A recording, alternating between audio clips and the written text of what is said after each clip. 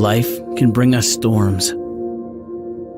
Those moments where we wander, wonder, doubt. The journey doesn't stop, but the progress does.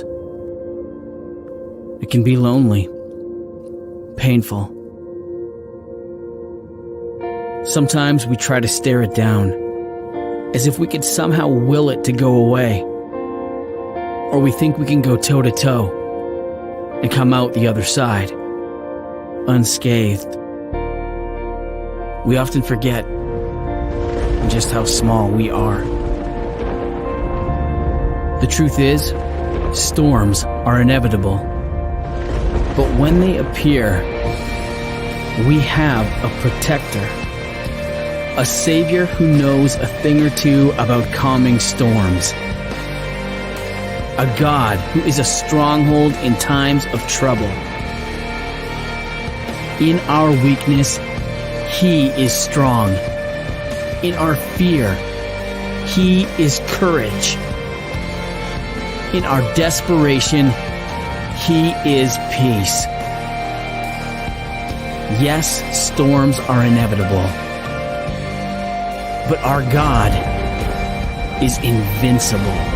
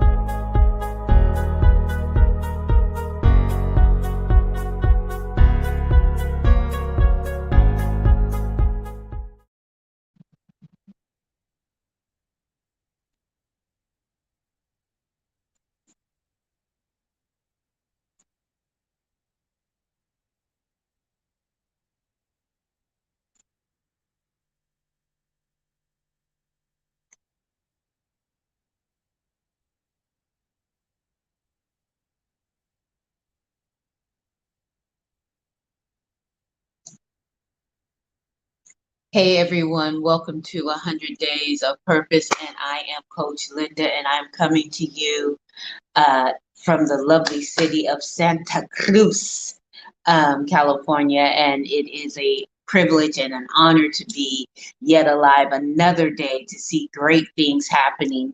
And so we are doing 100 Days of Purpose, right? And so we're talking each day about what purpose really means in our lives and how to manifest it in our lives, and hopefully looking at it from a different aspect than you have, or a perspective than you have in the past. And so we talked about day one was just do it. You know, sometimes you have to get off, either take a crap or get off the pot, right? You got to do something. And when you do things, when you make up your mind to do things, there is a liberation that happens on the inside of you that lets you know that that is possible, and that you're capable of getting that thing done. And then there is a part of you that feels relieved because you've made a decision, and good, bad, or indifferent, that decision is going to take you to another place in your life. It's going to take you to another journey in life, and you're going to be able to experience something that you have never experienced before. And sometimes we don't know exactly what those decisions are going to do. And so that's where today's topic comes in. You know, we've made a decision to do something, and now it's time for us to visualize. It's time for us to get a concept in our head and make that concept a real life picture. Make that concept something that is tangible, something that we can say, okay, that's what it would look like. And so can you visualize a greater future? Can you visualize, or can you draw a picture of what your future would look like? So what we do in this area is what we call a vision board, right? Because you have to see it to believe it. You cannot believe in something that you can't physically touch or experience. And so visualizing gives you that opportunity to experience something that you may not otherwise have been able to experience. And so a vision board, what you do is you get this board, right? And you go out and you find pictures of what you are aspiring to, what you are um, planning in your head, planning in your mind. And you get these pictures and you cut them out and you get these words that inspire and motivate you and you put them on this board and you look at this board and you put this board in a place where you can see it on a daily basis and you look at this on a daily basis and you visualize yourself in that picture. You visualize yourself at that end result. You visualize yourself in that place of success, in that place of triumph. And whatever the steps are that you need to take will manifest themselves because you are now putting your eyes on the prize. You're putting your eyes on the goal. So, for instance, say that you want to be married. You would get a bunch of pictures about weddings and what your life would look like with your partner and what your life would be like. How many kids you would have. Would you buy a house? Would you buy a car? Would you drive a minivan? You start to put that life that you desire in paper form and you start to visualize it. Some of you can draw, you can draw your own pictures. And so I envy you because Linda cannot draw to save her life. But I can make a pretty mean stick figure. I can make a stick figure now. What you talking about? What you say? I can make a sticky figure and a smiley face. I can do that thing.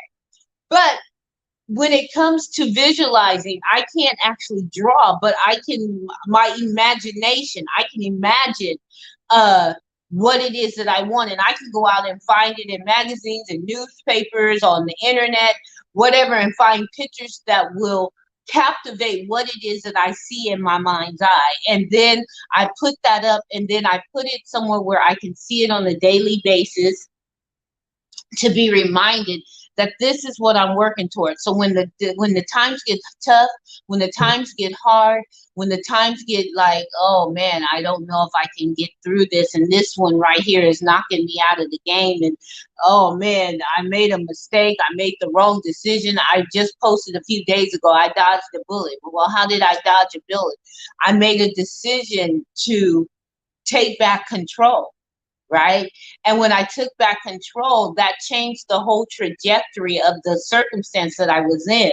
And so I dodged a bullet because most times we get in those types of situations and we spiral out of control. We spiral into depression and why did I do that and why me and oh, woe is me and da, da, da, da. But I chose to say, you know what? No, if you really think about it, Linda, you saw this coming. And so you're not surprised. And what you're going to do is you're going to cut it off right here, right now. And you're not going to let it go any further. You're not going to let this play out the way it wants to play out. You're going to take control of it. It's kind of like I said yesterday, taking that 2-second pause and thinking 1, 1,000, 2, 1,000 before you react to something. So my response to that wasn't a reaction. It was me taking action. And I visualize myself saying, I'm the one in control. I'm the one that has the ability to make this better for me, to make sure that I walk out with a sound mind, to make sure that I have peace of mind and comfort in my heart and that I'm not torn apart. And even a friend of mine was having a situation and I gave her some advice, and the advice, some people would say, wait a minute, what kind of advice you giving her? But it was her taking control of the situation, and it's not something that she would normally do. She would let it play out, and then, in a couple of weeks, she would go nuclear. And she would, I would be getting a phone call saying, look, can you come get her before I call the police? And so what I said was, let's not go there. That's our normal pattern. Let's not go there. We've seen that, done that, been there, done that, got the teacher to prove it. Let's take a different trail. Let's go a different route where you get to be in control now. before it spirals out of control, before you spiral into something else. I need you to visualize yourself saying these words. I need you to visualize yourself taking on this attitude. I need you to visualize yourself being in this state of mind. And when she called me or texted me last night and said I did it, I could feel the relief that she had actually taken control of it. And her final words were like, I'm done. And it wasn't a done, I'm done like, okay, I did it and I think I'm kind of okay about it. It was like, I did it and I feel good about it. And so I'm done. I'm never going to allow this in my life again. I'm never going to let myself feel this way again. And that's what purpose is all about. It's doing things strategically, intentionally, and on purpose. It's saying that I am the master of this, right? And when I say this, I'm talking about my life, right? And God has a plan for my life, but I get to not because but neglects that God has a plan. God has a plan for my life. However, he's given me the opportunity to partner with him to see the manifestation of this plan come to fruition so that I can be the very best me that I can be. And what that looks like is me taking control of those I allow in my life, me taking control of the situations I allow in my life, me visualizing a better future, me visualizing a greater future, me visualizing me going out and touching the world, not the whole world, because I'm not called to the whole world, but touching the world that I'm called to, touching the people that I'm supposed to touch, affecting their lives in positive ways and getting them to be positive. And that chain reaction, that ripple effect now takes place. And so now it's people helping people, and they are doing what they were called to do. They are doing what they were meant to do. They are doing what they were made to do. And I began it by visualizing a greater future. Can you picture it? Can you see it? Draw me a picture of a greater future. Draw me a picture. Explain to me what your life would look like if you were a person of purpose.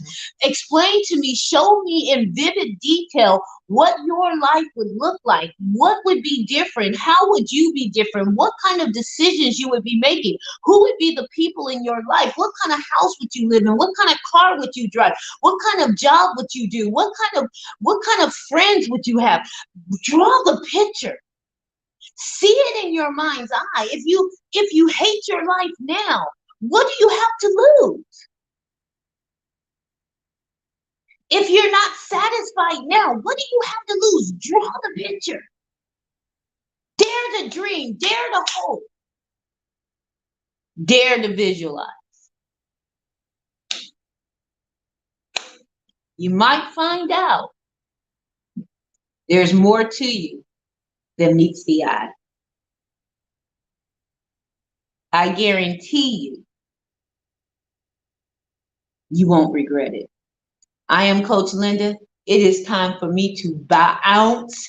So I'm getting out of here, but I want you to have a happy Sunday. This is Palm Sunday.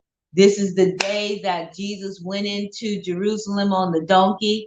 And if you're not doing anything, I ask that you would join us on New Life Ministries fan page or business page. I'm going to be going live in just a few hours, preaching our Palm Sunday sermon. And it's going to be a sermon that is going to be absolutely marvelous because it is the word of the Lord, and God is going to speak to his people, encourage his people, and give you hope to come alive.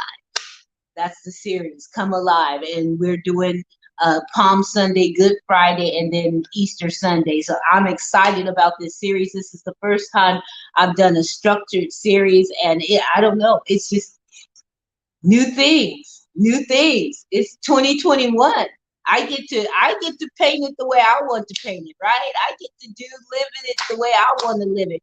And I don't have to live it like I've lived it in the past. And so we're doing good things, great things. God is blessing the ministry. God is blessing those that are a part of the ministry.